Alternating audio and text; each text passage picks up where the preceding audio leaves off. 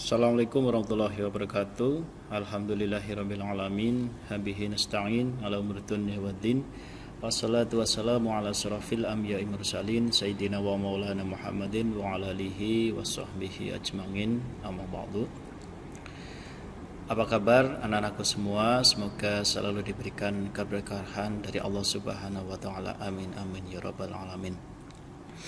Baiklah, pada kesempatan yang berbagi ini kita akan memulai bab 3, yaitu semangat menuntut ilmu, menerapkan dan menyampaikan kepada sesama manusia. Untuk memulai pembelajaran pada kesempatan hari ini, mari kita berdoa semoga diberikan kemudahan dalam menyerap ilmunya. Berdoa dimulai.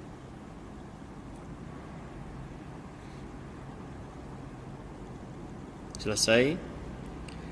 Baiklah, Bapak akan bacakan kompetensi dasar yang harus dicapai oleh anak-anakku sekalian. Yang pertama, memahami surat At-Taubah ayat 122 dan hadis terkait tentang semangat menuntut ilmu, menerapkan dan menyampaikannya kepada sesama. Yang kedua, menceritakan tokoh-tokoh teladan dalam semangat mencari ilmu. Indikator pencapai kompetensi yang pertama, peserta didik mampu memahami makna surat At-Taubah ayat 122 dan hadis terkait. Yang kedua, mampu menjelaskan pengertian surat At-Taubah ayat 122 dan hadis terkait. Yang ketiga, mampu menyebutkan hukum bacaan atau hukum tajwid yang tertera di dalam surat At-Taubah ayat 122. Yang keempat, menjelaskan fungsi dan manfaat ilmu. Yang kelima, berperilaku yang mencerminkan kesadaran dalam surat At-Taubah ayat 122 dan hadis terkait tentang semangat menuntut ilmu. Selanjutnya, pengertian ilmu. Ilmu adalah seluruh usaha sadar untuk menyelidiki, menemukan dan meningkatkan pemahaman manusia dari berbagai segi kenyataan dalam alam manusia. Segi-segi ini dibatasi agar dihasilkan rumusan-rumusan yang pasti. Ilmu memberikan kepastian dengan membatasi lingkup pandangannya, dan kepastian ilmu diperoleh dari keterbatasannya. Jadi, ilmu adalah seluruh usaha sadar untuk menyelidiki, menemukan dan meningkatkan pemahaman manusia itu sendiri dari berbagai aspek kehidupan. Selanjutnya, memahami makna menuntut ilmu dan keutamaannya. 1. Kewajiban menuntut ilmu. Menuntut ilmu atau belajar atau thalabul ilmi adalah kewajiban setiap orang Islam. Banyak sekali ayat Al-Quran atau hadis Rasulullah SAW yang menjelaskan tentang kewajiban belajar. Baik kewajiban tersebut ditujukan kepada laki-laki maupun perempuan. Bahkan wahyu pertama yang diterima Nabi Allah Muhammad SAW adalah perintah untuk membaca atau belajar, yaitu Iqra bismi rabbikal ladzi khalaq, khalaqal insana min 'alaq. Iqra wa rabbukal akram, 'allama bil qalam, 'allamal insana ma lam ya'lam. Bacalah dengan menyebut nama Tuhanmu yang menciptakan. Dia telah menciptakan manusia dari segumpal darah. Bacalah, dan Tuhanmu lah yang maha mulia, yang mengajar manusia dengan pena. Dia mengajarkan manusia apa yang tidak diketahuinya. Surat Al-A'la, surat ke-96 ayat 1-5. Dalam surat Al-A'la 1-5 ini dapat digarisbawahi bahwasanya Allah menyuruh Nabi Muhammad SAW untuk membaca. Dalam artian membaca tidak membaca secara tekstual, tetapi kita memahami, mempelajari apa yang menjadi fenomena-fenomena yang ada di sekitar kita, baik di alam, baik di galaksi, baik ilmu-ilmu eksak, ilmu yang agama dan sebagainya. Laki-laki dan perempuan sama sebagai khalifah di muka bumi dan sebagai hamba atau abid. Untuk menjadi khalifah yang sukses, maka sudah barang tentu membutuhkan ilmu pengetahuan yang memadai. Bagaimana mungkin seseorang dapat mengelola dan merekayasa kehidupan di bumi ini tanpa bekal ilmu pengetahuan? Demikian pula sebagai hamba, untuk mencapai tingkat keyakinan atau keimanan tertinggi kepada Allah Subhanahu wa taala dan makhluk-makhluknya yang gaib, dibutuhkan ilmu pengetahuan yang luas. Jadi laki-laki dan perempuan itu sama-sama sebagai khalifah, sebagai pengatur di dunia ini. Untuk mengatur dunia ini di bumi itu kan harus memiliki ilmu, supaya mengatur dunia ini harus dengan cara yang baik. Begitu juga untuk mencapai sebuah keimanan seseorang juga harus mempunyai ilmu, apalagi terkait dengan syariat-syariat dan ilmu agama. Oleh karena itu, belajar ilmu agama dalam konteks ini adalah wajib bagi perempuan dan laki-laki. Oleh karena itu, Bapak mengajak kepada anak-anakku semua untuk menseriusi ilmu-ilmu terkait dengan ilmu agama, karena ilmu agama menjadi sebuah keniscayaan atau dasar yang harus dimiliki oleh kalian semua di tengah fenomena-fenomena dan gencaran-gencaran produk-produk atau aliran-aliran yang memang itu bisa merusak moral generasi bangsa kita dari barat. Karena sejatinya Islam itu berkiblat dari timur yang menganut unsur keteladanan. Selanjutnya, hukum menuntut ilmu. Istilah ilmu mencakup seluruh pengetahuan yang tidak diketahui manusia, baik yang bermanfaat maupun yang tidak bermanfaat. Untuk ilmu yang tidak bermanfaat, haram dan berdosa bagi orang yang mempelajarinya, baik sukses maupun yang gagal. Adapun ilmu yang bermanfaat, maka wajib dituntut dan dipelajari. Hukum menuntut ilmu itu wajib, itu terbagi menjadi dua, yaitu fardu kifayah dan fardu ain. Yang pertama, fardu kifayah adalah hukum menuntut ilmu fardu kifayah berlaku untuk ilmu-ilmu yang harus ada di kalangan umat Islam, sebagaimana juga dimiliki dan dikuasai golongan kafir seperti ilmu kedokteran, perindustrian, ilmu falak, ilmu eksak, dan ilmu-ilmu yang lain. Jadi fardu kifayah ini wajib kepada seluruh laki-laki maupun perempuan, akan tetapi ketika salah seorang sudah mempelajari ilmu salah satu itu, maka yang lain itu menjadi gugur untuk mempelajari ilmu tersebut. Semisal si A sudah mempelajari ilmu kedokteran, si B itu tidak wajib untuk mempelajari ilmu kedokteran. Dia bisa juga mempelajari ilmu-ilmu yang lain seperti ilmu perindustrian, ilmu falak, ilmu eksakta, dan serta ilmu-ilmu yang lainnya. Yang kedua adalah fardu ain. Hukum mencari ilmu menjadi fardu ain jika ilmu itu tidak boleh ditinggalkan oleh setiap muslim dan muslimah dalam segala situasi dan kondisi, seperti ilmu mengenal Allah dengan segala sifatnya atau ilmu tentang cara beribadah dan sebagainya. Jadi ilmu fardu ain ini adalah wajib bagi laki-laki dan perempuan. Ya, artinya adalah kita wajib mempelajari ilmu-ilmu agama yang di dalamnya ada cara mengenal Allah, cara mengenal sifat Allah, ilmu tentang tata cara beribadah, dan sebagainya. Jadi fardu ain ini adalah ilmu yang mempelajari ilmu agama, karena itu adalah wajib bagi setiap laki-laki dan perempuan.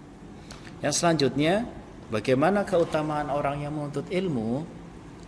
Orang-orang yang menuntut ilmu dan mengajarkannya diberikan keutamaan oleh Allah Subhanahu wa taala dan Rasulnya dengan derajat yang tinggi di sisi Allah Subhanahu wa taala. Di antara keutamaan orang yang menuntut ilmu dan yang mengajarkannya adalah yang pertama, diberikan derajat yang tinggi di sisi Allah Subhanahu wa taala. Dan Allah akan meninggikan orang-orang yang beriman di antara kamu dan orang-orang yang berilmu pengetahuan beberapa derajat, dan Allah Maha mengetahui apa yang kamu kerjakan. Surat Al-Mujadilah ayat 11. Yang kedua, diberikan pahala yang besar di hari kiamat nanti. Dari Anas bin Malik radhiyallahu anhu, Rasulullah sallallahu alaihi wasallam bersabda, penuntut ilmu adalah penuntut rahmat dan muslim.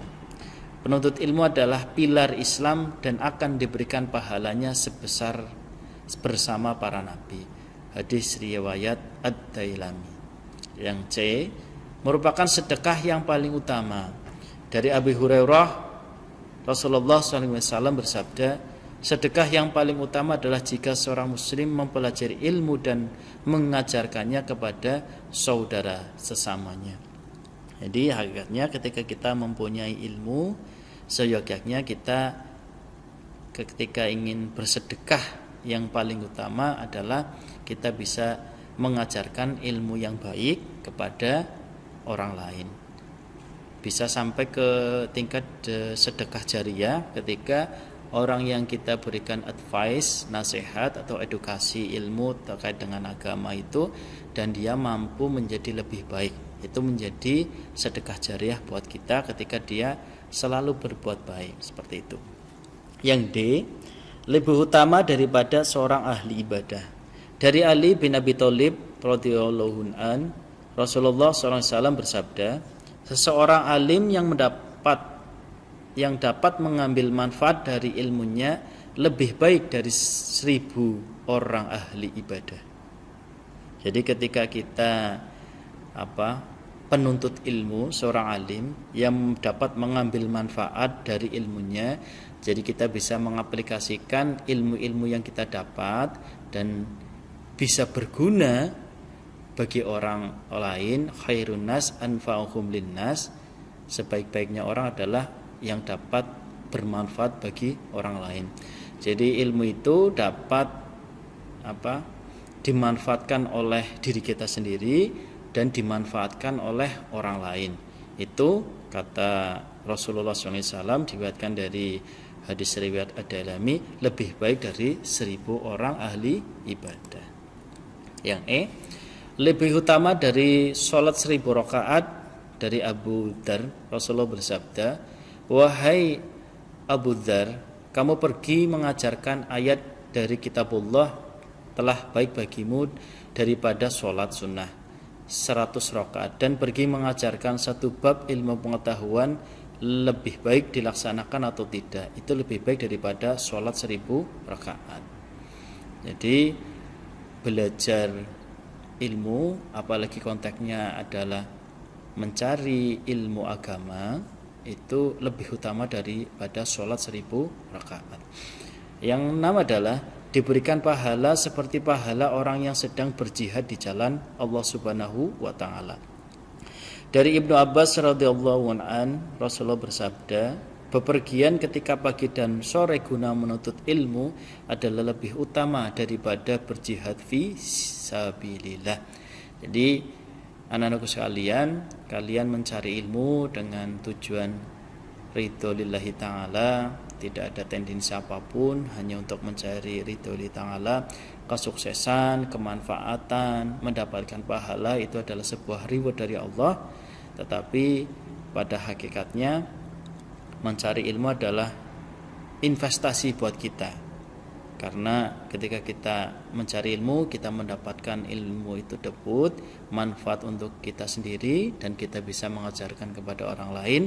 Dan yang paling penting, Allah menjanjikan bahwasanya mencari ilmu adalah lebih utama daripada berjihad fi sabilillah. Berjihad fi sabilillah berarti kita berjihad dalam medan peperangan. Yang G, dinaungi oleh malaikat pembawa rahmat dan dimudahkan menuju surga. Dari Abu Hurairah, Rasulullah SAW bersabda, tidaklah sekumpulan orang yang berkumpul di suatu rumah dari rumah-rumah masjid Allah Azza wa Jalla, mereka mempelajari kitab Allah dan mengkaji di antara mereka, melainkan malaikat-malaikat mengelilingi dan menyelubungi mereka dengan rahmat. Dan Allah menyebut mereka di antara orang-orang yang ada di sisinya, dan tidaklah seorang meniti suatu jalan untuk menuntut ilmu, melainkan Allah memudahkan jalan baginya menuju surga.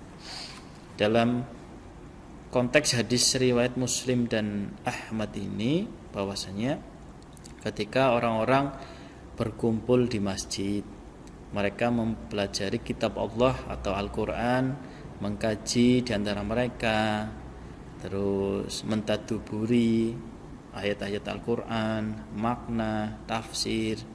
Nah, malaikat-malaikat turun membawa rahmat dan mendoakan orang-orang yang menuntut ilmu untuk dimudahkan jalan baginya menuju surga. Jadi konteksnya hadis ini adalah ketika kita berkumpul di masjid, kita mentadaburi Al-Quran, mempelajari hukum tajwid, ikut TPQ, terus mengikuti pengajian, taklim dan sebagainya. Nah, kata Rasulullah SAW, ini bisa menuntun kita atau memudahkan jalan kita untuk menuju surga. Yang selanjutnya, dalil-dalil tentang ilmu pengetahuan atau mencari ilmu dalam pandangan Islam di dalam surat At-Taubah ayat 122. A'udzu billahi minasyaitonir rajim. Bismillahirrahmanirrahim. Wa ma kanal mu'minuna liyanfiru kaffah falaula nafara min kulli firqatin minhum ta'ifatul yatafaqahu fid dini waliyundiru qaumahum idza raja'u ilaihim la'allahum yahdzarun. Dan tidak sepatutnya orang-orang mukmin itu semuanya pergi ke medan perang. Mengapa sebagian dari setiap golongan di antara mereka tidak pergi untuk memperdalam pengetahuan agama mereka dan untuk memberi peringatan kepada kaumnya apabila mereka telah kembali agar mereka dapat menjaga dirinya. Menurut pengertian yang tersurat di dalam surat At-Taubah ayat 120 di atas, kewajiban menuntut ilmu pengetahuan yang ditekankan di sisi Allah Subhanahu wa taala adalah dalam bidang ilmu agama. Berarti ini adalah dalam konteks tadi hukum menuntut ilmu adalah fardhu ain, wajib bagi laki-laki dan perempuan. Akan tetapi agama adalah suatu sistem hidup yang mencakup seluruh aspek yang mencerdaskan kehidupan dan tidak bertentangan dengan norma-norma segi kehidupan manusia. Selanjutnya,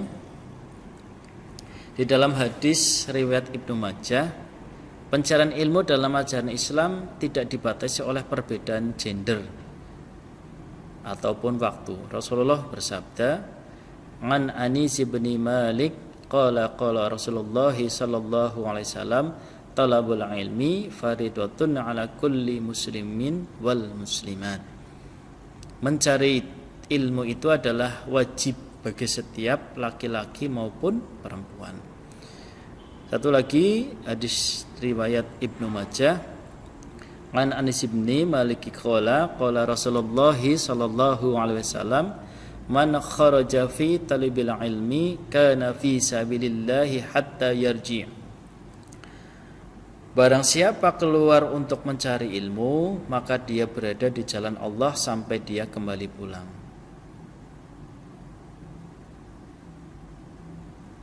Berarti dalam konteks ini selama kalian menuntut ilmu itu dianggap berjihad, ya. Yang tadi di hadisnya ada itu, berjihadnya itu lebih utama dari jihad fisabilillah. Makanya menuntut ilmu itu mempunyai ganjaran bisa mempermudah masuk surga. Karena apa? Pahalanya itu sedekah jariyah. Jadi sangat banyak ini. Ya, jadi marilah Bapak mengajak kepada anak-anakku untuk semangat untuk menuntut ilmu, apalagi dalam konteks menuntut ilmu agama. Karena agama ini menjadi pondasi atau dasar yang harus dikuasai oleh anak-anakku sekalian, supaya nanti ketika anak-anakku sekalian sudah langsung terjun di masyarakat, bertemu dengan orang-orang yang berbeda suku, ras, dan agama, itu mempunyai dasar agama yang baik. Indahnya berbagi ilmu pengetahuan. Salah satu bentuk menebarkan kebaikan adalah dengan jalan berbagi ilmu pengetahuan terhadap sesama untuk mencapai kualitas hidup dan kehidupan yang lebih baik untuk individu maupun kelompok. Keutamaan-keutamaan berbagi ilmu pengetahuan digambarkan dalam hadis Rasulullah SAW, yang artinya, tuntutlah ilmu, sesungguhnya menuntut ilmu adalah pendekatan diri kepada Allah Azza wa Jalla, dan mengajarkannya kepada orang yang tidak mengetahuinya adalah sedekah. Sesungguhnya ilmu pengetahuan menempatkan orangnya dalam kedudukan terhormat dan mulia. Ilmu pengetahuan adalah keindahan bagi ahlinya di dunia dan akhirat. Jadi menuntut ilmu digambarkan di hadis Ar-Rabi ini adalah sebuah pendekatan diri kepada Allah Subhanahu wa taala. Taqarrub ilallah, kita mendekatkan diri kepada Allah, apalagi kita mempelajari ilmu agama. Dan ketika kita mengajarkannya kepada orang lain, itu adalah merupakan sedekah yang mulia di sisi Allah Subhanahu wa taala. Apalagi ketika kita mengajarkan ilmu tersebut, ilmu itu dipakai oleh orang lain. Subhanallah, itu merupakan sebuah sedekah jariah yang luar biasa. Makanya ketika kita mempunyai ilmu yang bermanfaat bagi orang lain, bisa di-share kepada teman-teman. Jadi juga dikatakan balighul ani walau ayah, sampaikanlah ilmuku walaupun satu ayat. Itu kata Rasulullah SAW. Jadi kita sebagai orang Islam juga mempunyai kewajiban untuk bisa memberikan edukasi atau pemahaman kepada orang lain yang tidak mengetahui walaupun satu ayat saja. Jadi jangan sampai menganggap saya belum sampai ke taraf ahli. Ketika kita mempunyai ilmu, terus kita melihat amar ma'ruf nahi mungkar, kita bisa memberikan edukasi dengan cara yang santun seperti itu. Jadi tidak usah menunggu kita menjadi seorang yang ahli dalam ilmu seperti itu, apalagi terkait dengan ilmu-ilmu muamalah. Selanjutnya, menerapkan semangat menuntut ilmu untuk meraih bahagia. Keterbatasan secara fisik dan ekonomi bukanlah halangan dalam menuntut ilmu. Ilmu bukan hanya untuk orang yang kaya, tetapi ilmu adalah bagi orang yang senang dan semangat dalam menggapainya. Karena yakin Allah Subhanahu wa taala akan memberikan jalan kemudahan bagi setiap pencinta ilmu. Jadi kesimpulan pada bab ini adalah fungsi ilmu adalah untuk mencerdaskan umat, terutama umat Islam. Tidak dibenarkan menuntut ilmu pengetahuan hanya untuk mengejar pangkat dan kedudukan atau keuntungan pribadi saja, apalagi untuk menggunakan ilmu pengetahuan sebagai kebanggaan dan kesombongan diri. Pentingnya memperdalam ilmu dan menyebarluaskannya, karena mempelajari ilmu di dunia adalah hanya sejengkal apa yang dimiliki oleh Allah Subhanahu wa taala. Jadi ketika kita sudah mempunyai ilmu sedikit itu, kita tidak boleh merasa sombong, kita tidak boleh sombong terhadap orang lain, tetapi kita harus bisa memberikan kebermanfaatan kepada orang lain. Khairun nas anfa'uhum linnas. Mungkin itu saja yang dapat Bapak sampaikan pada bab ini. Semoga anak-anakku semua bisa mengambil hikmah dari pembelajaran pada kesempatan hari ini. Bapak tutup dengan bacaan Alhamdulillah. Billahi taufik wal hidayah. Wassalamualaikum warahmatullahi wabarakatuh.